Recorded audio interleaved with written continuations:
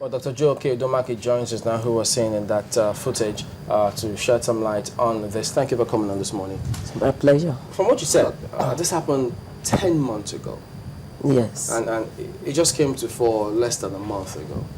Honestly, we didn't get to know about this development until around December 7, when I just viewed it through the internet. And then 3 days after, because by the time one was going through this spectacle, which was so brazen, bestial, barbaric, what was meted out to those women, one wondered, because one of the guys just kept saying this thing happening in Ejigbo, stealing pepper from the markets here. At the end, one was trying to find out, is it Ejigbo, Osun State, or Lagos? But 3 days after that, the local government chairman, Mr. Kennedy Bangbeto, issued a statement that it happened in Ejigbo, but it happened in February, and that the two women that we saw, the elderly one is a wife of a Pt.1, and the other lady happens to be the stepdaughter. So, but that they had tried, to see what they can do about it, but up till 10 months after, nobody really knows, what has happened. And it's mind-blowing and worrisome that such level, the vicious violations of their fundamental human rights could happen, and people around, we know these women, and it's just because of fear and criminal silence that a lot of people keep. And then some things will have been done, at least to even identify those women if they are still alive. And I know that, because I was going to ask, what do we know about their present state? Well, no one knows. The thing happened, we didn't get to know about it till December, but when the thing happened, we'll try to translate leaflets into local dialects, and then leaflets here at marketplace, bus stops, with some numbers, that if anybody has information, because some of them are scared stiff, because you see that a lot of those guys there have been walking about free, so a lot of them will be so scared. So we then said, if they cannot go to the police, they can confine in us. We shared leaflets since December that the thing came up, but up to this moment nothing has happened. And one wonders that, first, justice delayed is justice denied. And this barbaric treatment, the level of dehumanization, the women were sodomized. How can this thing happen at this point in time? When we're talking about the father, we talked about Unlawful. It happened and nothing took place. This time around, these women, and some of those people that perpetrated these heinous acts, some of them have sisters, they have mothers, some of them have relations. But that mindset that says that level of brutality should be perpetrated on defenseless women, one is unimaginable. But I really think that it has gone a long way in showing impunity that is on the rise. I think we should also, are we also looking at the psyche? Because, some people might not see anything wrong with that the women stole pepper, and immediately justice would seem to have been done in that particular instance.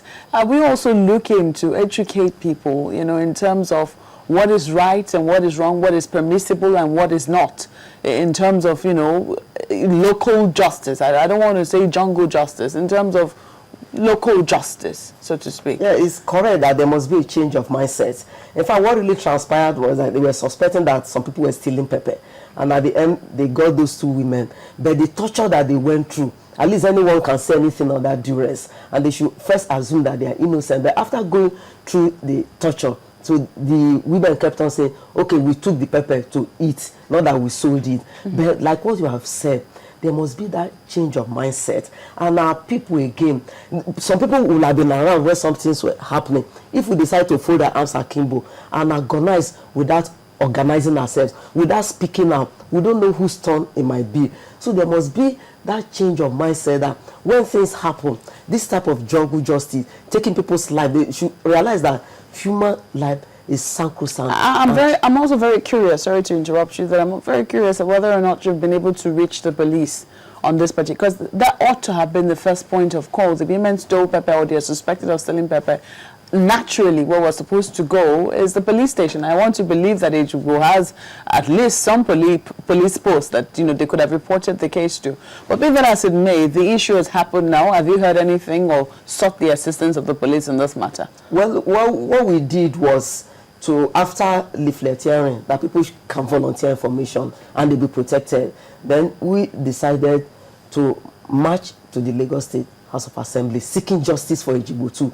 And in doing that, we were requesting that the House of Assembly should set up a committee, and then people should be invited. The chairman will be invited, the DPO will be invited, and then the police, even the SSS. So all of us, I can also be invited, our groups will be invited.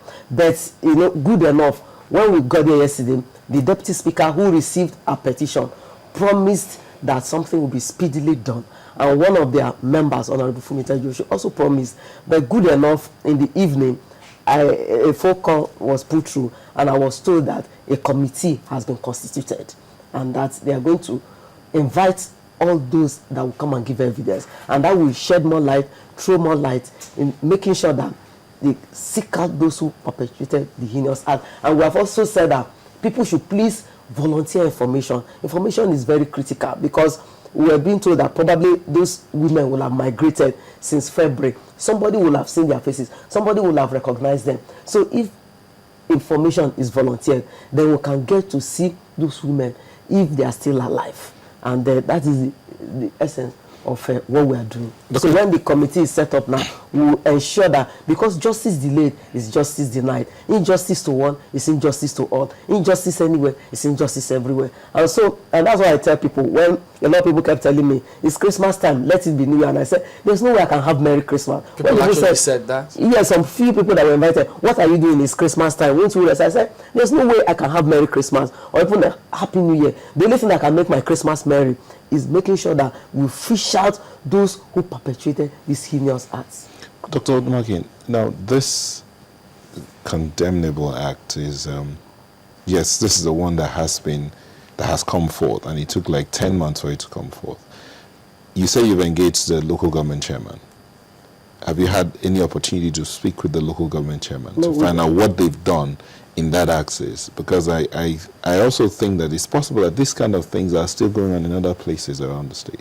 Honestly, it's just that there comes a time in the life of any nation when people should rise up in unison to say enough is enough. In terms of engaging the local government chairman, by the time we viewed the clips around December 7, 2 days after that, there was a press statement, and that press statement was circulated. So it was through the statement that one could read in between the lines that before the video clips came out, it happened 10 months ago. And it was then the local government chairman was saying, well, it did happen, and then the woman lived close by. People had been stealing. I mean, that was the information that they got, and that he was going to do all he can in making sure that he gets the perpetrator of the heinous act. But one nauseating thing, one sickening thing was that if this thing had happened since February, even if we did not get to see the video clips, nobody would have known anything. There would have been probably sensitization. People would have been informed that such a thing happened. We would have been seeing adverts of faces of these women, covering them up. Please, if you know the faces of these women, volunteer information, we will have known. But nobody, even I want to tell you that up to yesterday, with some of the DVDs that were circulated, about 20, a lot of people, even in the house, even the media, did not even get to know. It was just news. When people sat and viewed it before we embarked on the mic, people were crying, people were sobbing, people were running. They hardly believed that such a thing happened. So information becomes critical. Nobody, if the local government chairman volunteered information 10 months after, what had been done? If people had known about it, probably before those women would have moved away from the scene of the crime, before they would have relocated, if they have, and probably the woman herself, if she's alive, probably she will have been properly rehabilitated. There is a need to get those women, if they are still alive, properly rehabilitate them, and also make sure that, honestly, impunity is on the rise, and these people will be walking about free. Apart from walking about free, they will still be perpetrating this heinous act. So more than ever, we need to smoke them out of their homes.